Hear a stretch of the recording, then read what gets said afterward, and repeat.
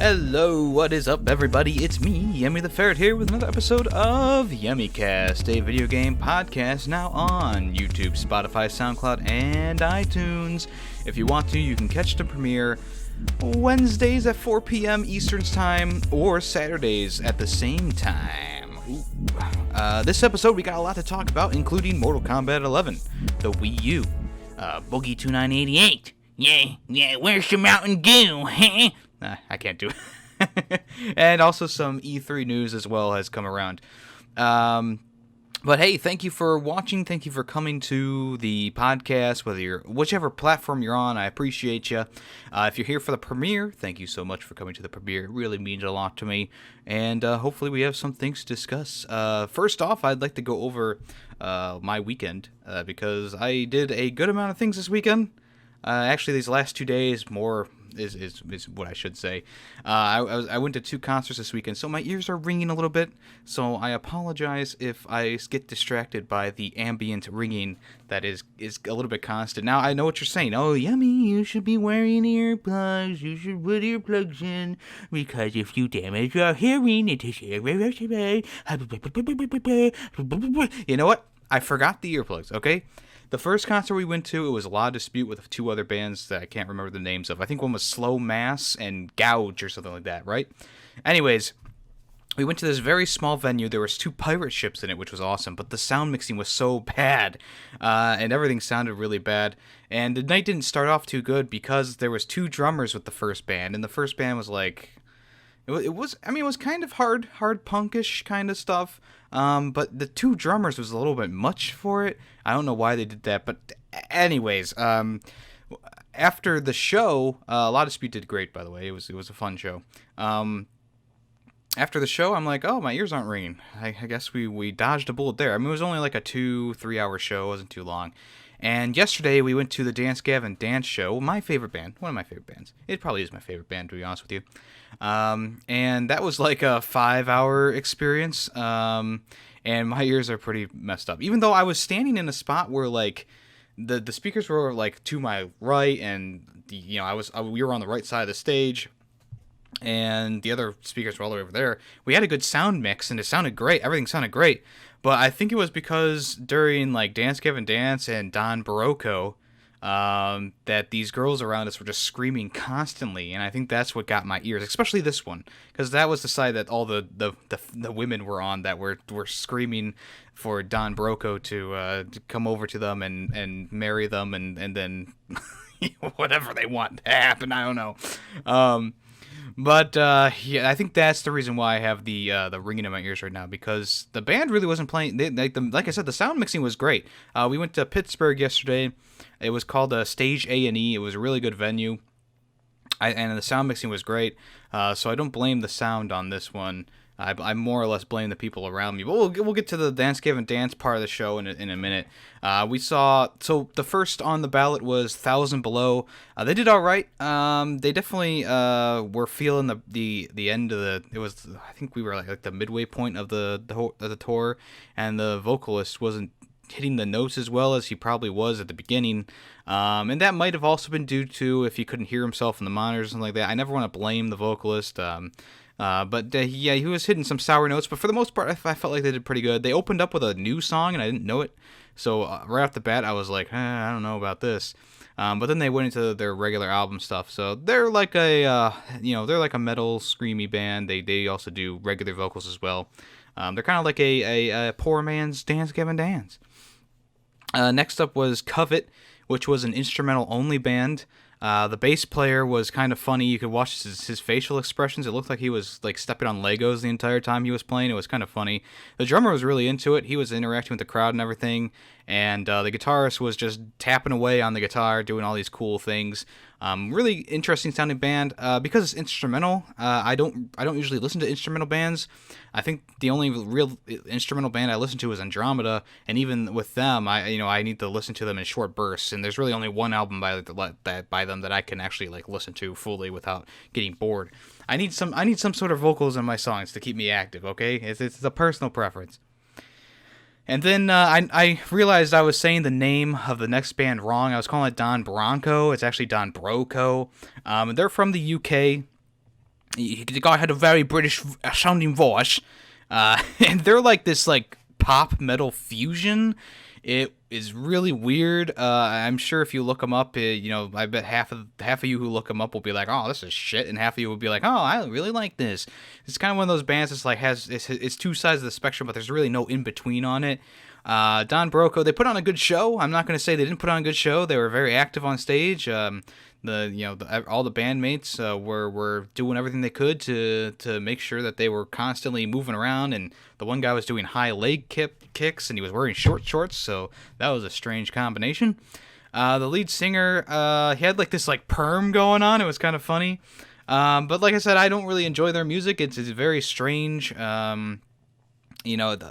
They played this new song that had like screaming in it, but all the rest of their songs had like poppy vocals. I wasn't sure where they were going with that one, but if you're a fan of Don Broco and you saw that show, you were probably pretty pleased with it. I felt like they did put on a very good show. I just don't like the music. I just don't like their music. They were pretty big though. Like there were people there specifically for Don Broco, and I'm surprised because I really never heard of them before Warped Tour last year. So, props to them, I guess. The lads from the UK with the heavy metal guitars and the pop vocals. And then finally, the piece de resistance of the night was Dance Gavin Dance. And up to this point, I didn't really have any problems with the crowd. But once Dance Gavin Dance, got around and they started playing, the crowd really got condensed and pushed forward, which is normal. But there were people around us that were really, really annoying. Like I said, there was a bunch of girls around us who were screaming. There were 3 around us that had drinks in their hands, and we were like 2 rows, or we were 1 row away from the front. So that is very dangerous to bring a open container drink into the pit, essentially. And so all 3 of them spilled their drinks the first instant they got pushed. I was really pissed. I mean, they didn't spill it on us, but I mean the floor was all sticky after that. My shoes got all smelly from alcohol. Like it's not like, I understand you're there to have fun and you want to have a drink, but you don't bring an open container, a red Solo cup into the pit. Okay, I've been to enough concerts. I know you don't have open liquid in the pit because you're going to lose it instantly, even if you're on the fringes of it.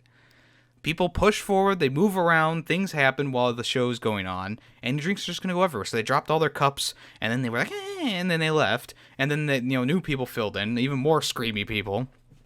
At one point, some dude was like starting a fight with someone right behind me, and they pushed into me, kind of hurt my shoulder. I was like, this is stupid. Why are you doing this? I'm just trying to enjoy one of my favorite fucking bands the way that I enjoy them. Like I understand that everyone has their own way of enjoying music, okay? There's people who go to the middle and then do the little mosh pit kind of thing. Then there's people like me who are on the fringes who, you bob your head, you kind of sing along every so often because, you want to. Yeah, I mean, I'm right there. I'm looking at the band. They're like 3 steps in front of me. I'm enjoying it. There's also other people who just stand there. They don't really do anything. They're just enjoying the music. They don't really, maybe they'll tap their foot a little bit. Whatever way you want to enjoy music, enjoy it. But you need to be mindful that people around you might not share the same emotional spectrum that you do. So there was a guy who was just trying to push to the front and was being all rowdy, and luckily there was a dude behind me who was really tall. He turned around and pushed him, and I never saw him again, so that was fun. For the most part, Dance Gavin Dance put on the best show of the night. Like I have no complaints about them personally, but it's just the crowd was just so bad. And then towards the end of it, there was a dude who I don't think he surfed all the way up to the front, but all of a sudden there was this guy who came up right next to me, came really right close to me, and I felt like a fiddling on my leg, and the guy was trying to find my pocket. I'm like, what the fuck are you doing? And he was like, oh, I'm just trying to have fun. And he walked away. I'm like, what? What? He's trying to pickpocket me pretty much. I'm like, this is ridiculous. After that, I was really pissed off, but I still wanted to enjoy the music, so I didn't let it get to be that much. But after that, nothing else really happened. They still put on a great show. Dance Gavin Dance, still one of the greatest bands ever. There's a lot of people who did crowd surf, but there was one guy who went every single song.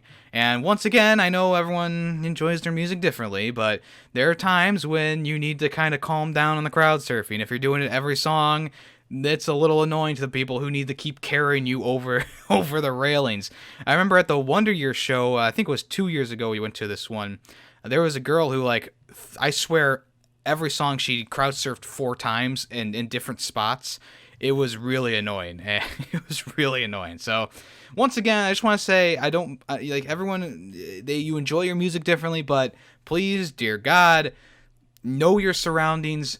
Know who wants to get into a mosh pit and know who doesn't, and also be aware that people sometimes bring drinks into, or don't bring open drinks or anything into the pit if because it's gonna go everywhere. Okay, that's all I gotta say about that. I know I wouldn't. Whatever.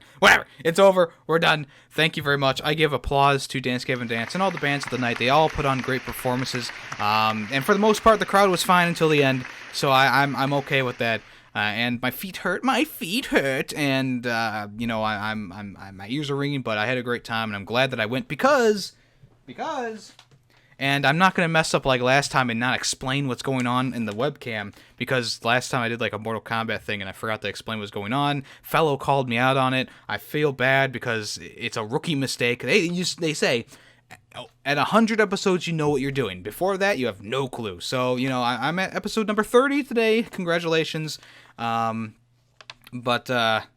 apologize to people who were listening on Spotify for that one. Maybe I'll explain it later. I don't know. But anyways, I actually got the set list. It was from either the lights guy or the sound booth guy behind the stage, and he walked out as everyone was trying to get the crumpled up ones that some guy was throwing out, and I just held up my hand and said, give it to me. So I got the set list for that. There's like little check marks next to each song, so that tells me that it was definitely like a sound guy or a lights guy just kind of going through the checklist. I'm not sure what they wrote next to Man of the Year, which was the last song they played. It says like SLG and R plus R. I'm not sure what that stands for, but pretty cool. I think I'm going to hang that on my wall somewhere. I didn't get it signed or anything like that, but it's a cool thing to have. Whatever. I almost forgot. Also, we went to a place called Burgatory in Pittsburgh. It was freaking delicious. I suggest going there if you are in Pittsburgh. It's right next to stage A&E. Like literally, it's 2 steps down. It was really good. Burgers, everything. They had vegan options if you're vegan. It was great. I got this like peanut butter and jelly burger. It was called like the porky butter and jelly. It was really delicious. Like you don't expect jelly and peanut butter to work on a burger, but they made it work, and it was delicious. I went out on a limb on that one too. The potato chips were pretty good too. Okay. Oh, I almost forgot. Hail the Sun was at the tour too. I don't know why I forgot them. They put on a great performance as well. At one point, the singer went on the drums, and I was very confused. But he did it. He did it. He did it. It was great. So I got a Hail the Sun shirt. This one is it has like a color pattern, striped color pattern on the front. It just says Hail the Sun and has their logo on it.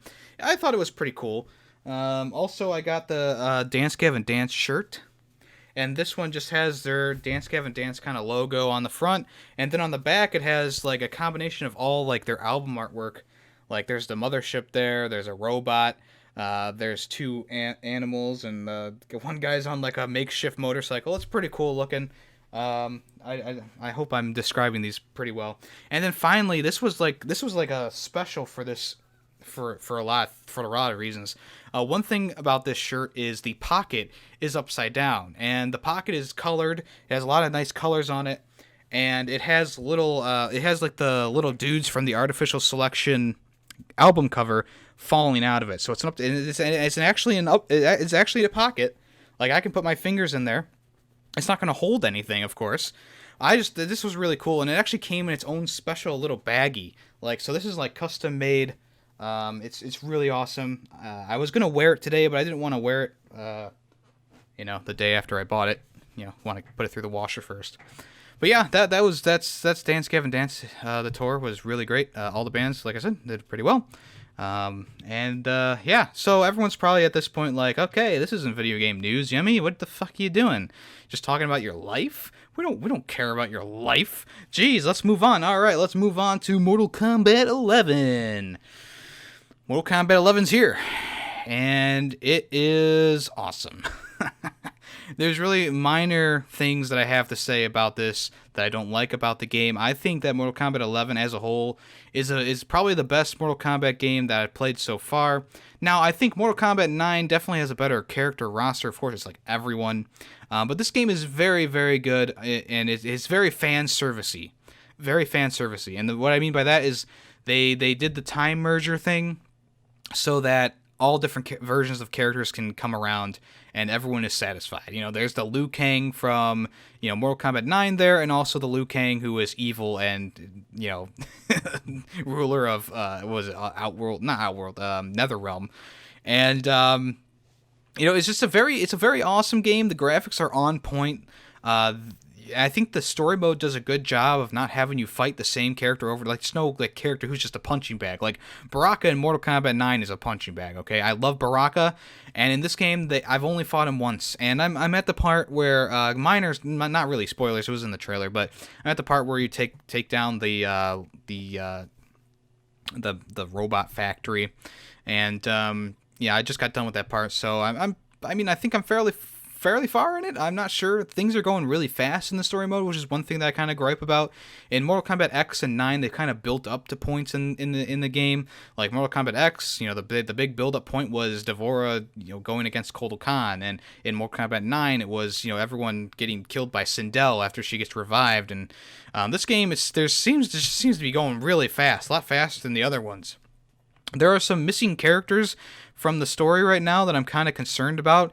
Even though Cabal did make an appearance in the beginning of the game, a lot of the Revenant characters are just not there. Like, they were really prominent in X and in 9, of course. But in this one, they just seem to be showing like one or two at a time, and they seem to only come around when the story needs them to come around. So like, Nightwolf hasn't shown up yet in the game right now. Stryker, I know a lot of people don't like Stryker, but he was a Revenant and he's not there. Sindel hasn't showed up yet. There's just a whole list of Revenant characters who haven't made an appearance yet. It's a little weird to me. I know there's not too many left after X kind of came around and saved a few of them.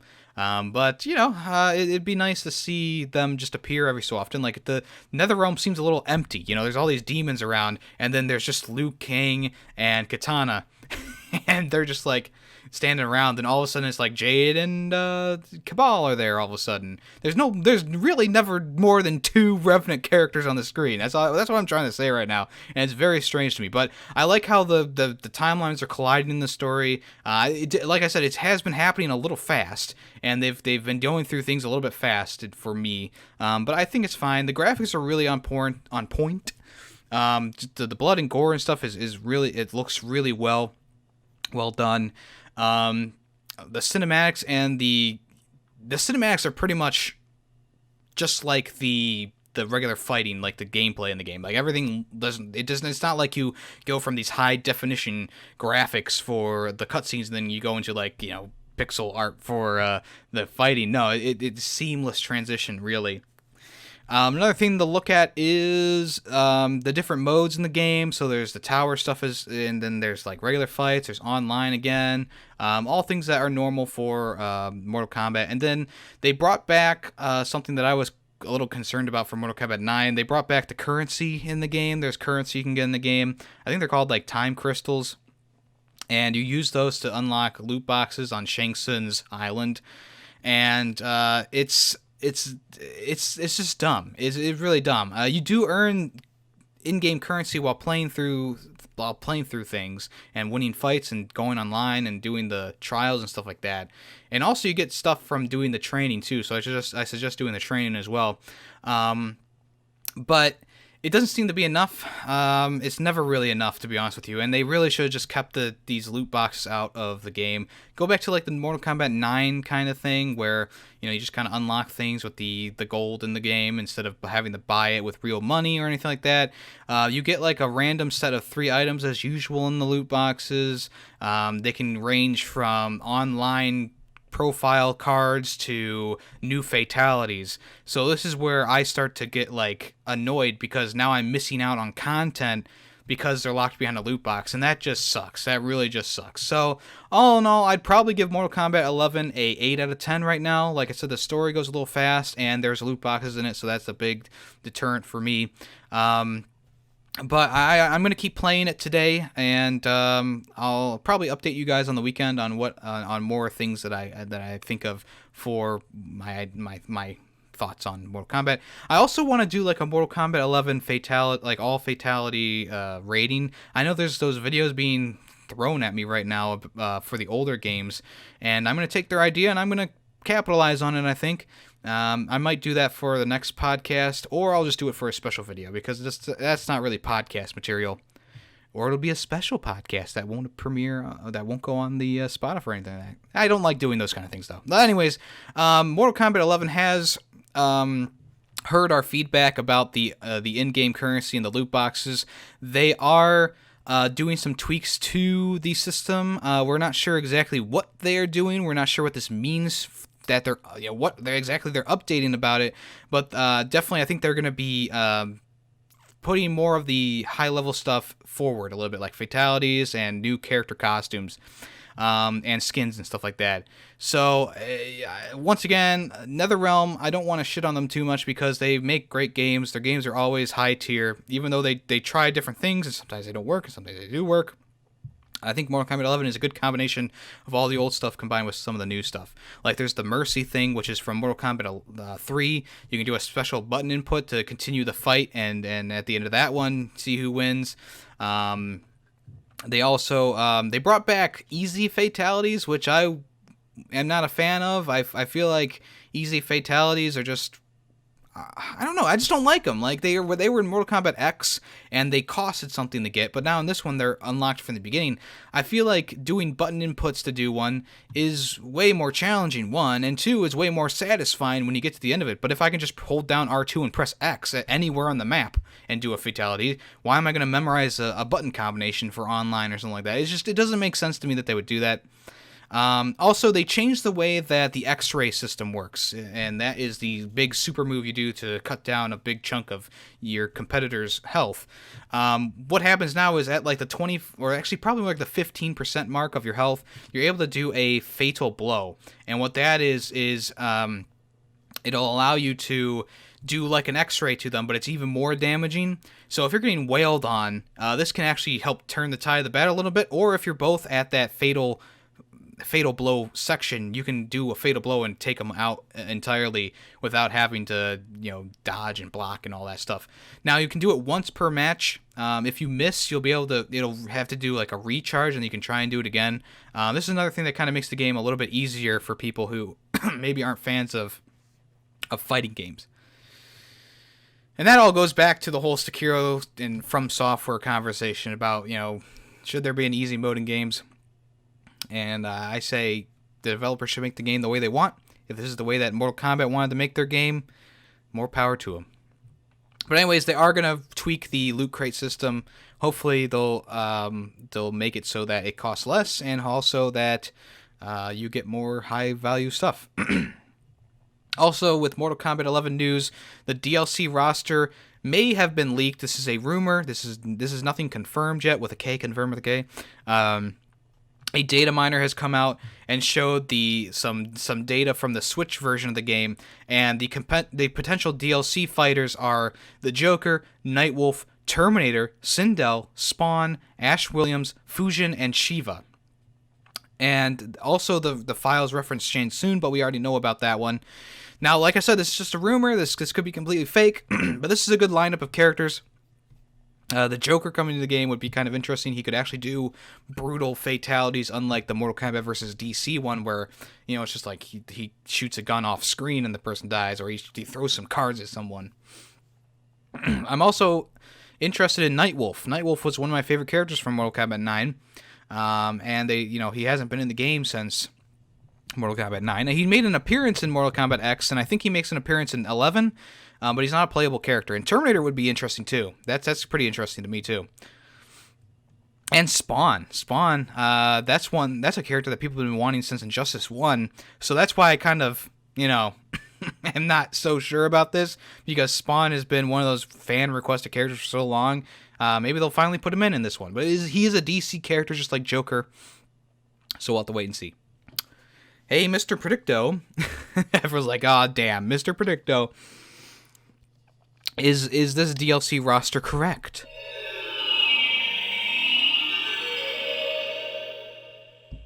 It is a certainty. Aha! Okay, Mr. Predicto. We'll see if he's right. I did personally buy the Kombat pack after playing the game a little bit yesterday. I decided that it was worth it for me to get the Kombat pack. So I'll let you guys know how each character is as they come out. I don't personally buy season passes or anything like that until I play some of the game. You know, I'm not one of those people who buys the full edition of a game before testing. Now, okay, now people are going to be like, but Yemmy, you bought the Borderlands 3 Super Diamond Deluxe Edition that has the bonus pack.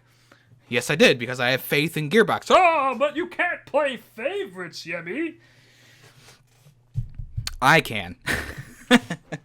That's a different story, okay? That's a big thing that I wanted to get. But other than that, ever since Arkham Origins, I don't get the season pass before playing the game. That's just how I roll now. And speaking of playing favorites, I asked a question on Twitter the other day about if they should take down the Assassin's Creed Unity review bombs since they took down Borderlands 2 ones. They shouldn't play favorites. The review bombs for Assassin's Creed Unity was positive, overwhelmingly positive. For Borderlands 2, it was overly negative, which actually changed the scores of both games. Now, I think that Steam really should make off-topic reviews non-canon, essentially. Like, all the ones for Assassin's Creed Unity points to it was free, they gave it out for free, and they sent, I think like $300,000 to help the restoration of Notre Dame, which is great. That's great. That's great for what Ubisoft did. That's amazing. Like, I applaud them. That's great. But you can't change the rating of a game because the company did something good. Like, this is the same conversation I had freaking 2 episodes ago or whatever it was about Borderlands. It's like you can't negatively review Borderlands because of something Gearbox is doing for Borderlands 3. You can't positively review Assassin's Creed Unity, which is one of the worst Assassin's Creed games that I played when it came out. I haven't played it again. I need to play it again after the updates, okay? That's what I'm saying. I'm just saying, when it first came out, everyone hated that game. It was glitchy, it was buggy, it was awful. And through time, it's become mixed. It's not negative anymore, it's mixed. But now, people are throwing these positive reviews at it for something that's not even related to Assassin's Creed Unity. I mean, sure, the game's based in France, but just because they released the game for free and gave some money doesn't mean that they get a free pass on the game. That's all I'm saying, okay? That's all I'm personally saying. You can give it whatever review you want to, but I think Steam does do a lot better job of not picking favorites, not playing favorites. Every review bomb needs to be taken out of the equation because most of them don't relate to the game at all. You can add them into your reviews like, oh, I also really like that the developer gave some money to the Notre Dame restoration and they gave the game out for free. But my thoughts on the game are, etc., etc. Okay, that's all I'm saying. Okay. So, it seems like the Wii U has officially been killed by Nintendo because Nintendo has removed 7th generation games from its official website. So, they removed traces of Wii, WiiWare, DS, DSiWare, and Wii U games, or Wii U information as well. So this means that if you're looking for, games digitally or any information on the consoles, you're going to have to go to third-party websites or go to the console itself. Now, I think that the stores in most of these consoles are shut down as well, so you can't even buy digital games anymore. So you have to go to, like, GameStop or a third-party seller to get games now. The DS had a long lifespan, okay? The DS and the Wii had very long lifespans. I think, I enjoyed the Wii for what it was. I enjoyed my DS. It was great. I used it on a trip to Disney with my friends, and we all played Mario Kart together pretty much the whole way. But the Wii U only had a lifespan from 2012 to 2017, which is only 5 years. And people are criticizing Nintendo because they're like, hey, I still have a Wii U, and I still want to buy games on it, and I still need information on it. Nintendo stopped production on it in 2017. That's why I say the lifespan was 2017. And The Wii U is really just a weaker version of the Switch. You know, it's more portable. The Switch is more portable. It has a longer battery life for handheld mode. The graphics are obviously better. It uses HDMI and it can go into your TV and blah blah blah blah blah. The Wii U was one of those consoles that was bulky. It was long. It was big. The gamepad wasn't as comfortable as it should have been. It's a little bit heavy. And don't get me wrong, there's a lot of people who enjoy the Wii U. Like, there's still a lot of good games in the Wii U, but the thing is, they're like remastering them and putting them back out on the Switch because obviously the Wii U didn't sell as well, and they're making a lot more money from these kind of things. So I think we're going to start seeing more and more games come over from the Wii U era, and this is kind of like the nail in the coffin, them taking it down from the website completely, along with these other things as well. I really like the WiiWare games. I thought WiiWare games were great for people who were gaming on a budget. Most of them were pretty well done. There were a few in there that were garbage, but that was a time when the Wii and Nintendo, they were kind of picking and choosing games more than they were before. So this is a little bit of a sad day for people who like the Wii U and the DS and the Wii, but what you gonna do? Company's gotta move on, mate. This is also a little bit random, but the Switch box art for a download warning has been redone. So before it was like this giant strip at the top of a game, like Wolfenstein 2 has it, where it's like a giant white bar with the Switch logo and it says, Internet download required, micro SD card may be required. Now it's just going to be a small white and blue box with the same little world symbol, and all it says is download required, see back of box, or see back. So Mortal Kombat 11 has this War of Mine Complete Edition has it. So the new style does make the box art look a lot better. There's no like giant white bar at the top. So people who like their game boxes, this is going to look more aesthetically pleasing to you. So yeah, not much to say about that. It's a good idea for them to switch that up. Get it? Switch it up. So the VR is getting its own press release or press conference at E3 2019. It's presented by Upload VR, and it's going to be hosted by members of the show Kinda Funny. And people are speculating it's going to be Greg Miller from Kinda Funny. So it's going to be a show for VR games, everything from Oculus headset stuff to PSVR stuff. It's going to be presented in the style of the State of Play, so it's going to be like a pre-recorded event, and it's just going to show off a bunch of VR games. State of Play already did a bunch of VR games, so I don't know, why we need PSVR in this, but yeah, whatever. And so it's going to be on the 10th of June, 5 p.m. British time, 9 a.m. Pacific time, and 6 p.m. Central time. So make sure you mark your calendars if you're a VR fan. So cool stuff. This is something new that hasn't been at E3 before, a VR showcase. I mean, there's been VR stuff at E3, but this is like a whole presentation about it. So that's pretty cool. I'm glad that VR is still very popular and it's getting more popular. I think that what we have, like I played the PSVR, and I know there's people who play the Oculus and the stuff like that religiously. I think that the technology is there. I think there's improvements that need to be made, but I think for now, it's a fairly good way of playing virtual reality games. More and more games come out every week. More and more updates come out every week. More and more versions come out each week for games and for the headsets. So cool stuff. Cool stuff that they're kind of embracing it a little bit more, especially at E3. And maybe they just need something to fill in spots because there's not as many companies at E3. But whatever. And then also E3 news. Square Enix has confirmed a live E3 2019 showcase, but it might be pre-recorded again, just like last year. They're hoping to do better than they did last year. Last year's Square Enix show was a little bit lackluster, but people are speculating that the Avengers game could show up, Final Fantasy VII Remake could show up, and there's also going to be a Final Fantasy VII concert happening in Los Angeles just days before the E3 showcase. So that that pretty much tells you that it's going to be in this little E3 broadcast, whatever you want to call it. Days Gone, countdown to launch. PlayStation has released a free theme and avatar pack for the US only, so UK and EU members, sorry.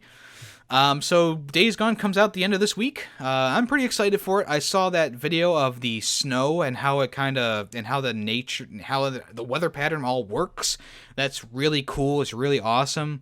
Like the guy is just looking at the ground and snow starts appearing as he circles around. It's very cool, very cool, very, very cool. They definitely put a lot of fun into this, a lot of love into this, I should say. Not fun, but a lot of love. Maybe they did have fun. They probably did have fun. Like I reported a few weeks ago, probably a long time ago now, Days Gone finished its production early, and the update for the game is going to be 21 gigabytes, and the main install base is going to be 64 gigabytes. So if you need to make room for it and you want to get this game, definitely do that. But yeah, maybe they'll bring this free stuff to the EU, but it doesn't look like it right now. I'll let you guys know if it does come to the EU so you can download it. And finally, for today in gaming news, video game news, and actually this is more of like a YouTuber kind of news, Boogie29888 has gotten a new smile, and this really fills me with happiness because Boogie has had a pretty tough life. If you ever listen to him on a podcast or talk about it on his own channel or anything like that, just tons of crap has happened in his life, and his teeth, along with how large he became, were some of the defining features of the channel, and now he's officially gotten replacement teeth. He took out all his old teeth, and he's got dentures now. He's still adjusting to them, but they look great. He looks like a new person with these teeth. Like, it's crazy how much he's changed in the past few years. And I mean, the teeth are just like an icing on the cake, and I think it's really good for him to have a more positive self-image. And I think when he looks in the mirror now, he's going to see these sparkling teeth, and I'm really happy for him. I think a lot of people go through a lot of shit in their lives, and it's good. It's nice to be in a position of his where he can do this stuff. If you can do it, I say do it. This isn't something like major, or this isn't something that's not needed. Like his teeth were pretty bad before. You can see in the before and after picture up there. Like his teeth are crooked, they're out of place, and now he has this new smile pretty much. So he's got these new teeth. He looks great. I'm happy for him. Sure, there's things that, like, this is something that was needed. Like I said, like, this is something that was kind of needed, semi-needed. People who get stuff done to their bodies that they don't need done, like, putting silicone in their booties and stuff like that stuff doesn't need to be done. Like, but this is something that is a good thing. This is a good thing. So I'm happy for Boogie. I know this is a little bit older, so that's why I had it at the end of the show here. But cool stuff for him. I'm glad. I am actually glad.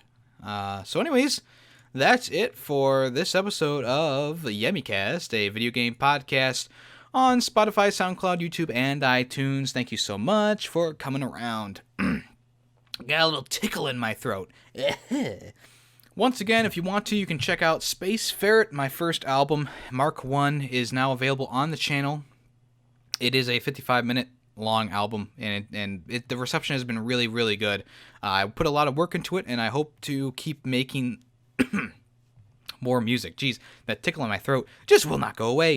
And also remember that the podcast premieres Saturdays and Wednesdays at the same time, 4 p.m. Eastern Time. So if you want to, you can check it out. Stop by, talk to me in chat, talk to me on my Discord, talk to me on my Twitter. Do whatever, talk to me wherever you want to, if you want to talk to me. I'm never going to force anyone to talk to me. I'm just going to be like, hey, you better fucking talk to me right now. No, I'm not going to do stuff like that. Like, whatever you want to do, just have fun with it. Other than that, not really much else to say today. I think that about wraps it up. So thank you once again for joining me, and subscribing and liking and watching videos. It always puts a smile on my face. Oh, where's the Joker? Anyways, that's it for today. Fuck it. We're done. Put a bow on it. Thank you again for showing up, for coming around, for listening on whatever platform you're listening on. I am your host, YemmytheFerret, and this has been another episode of YemmyCast, a video game podcast.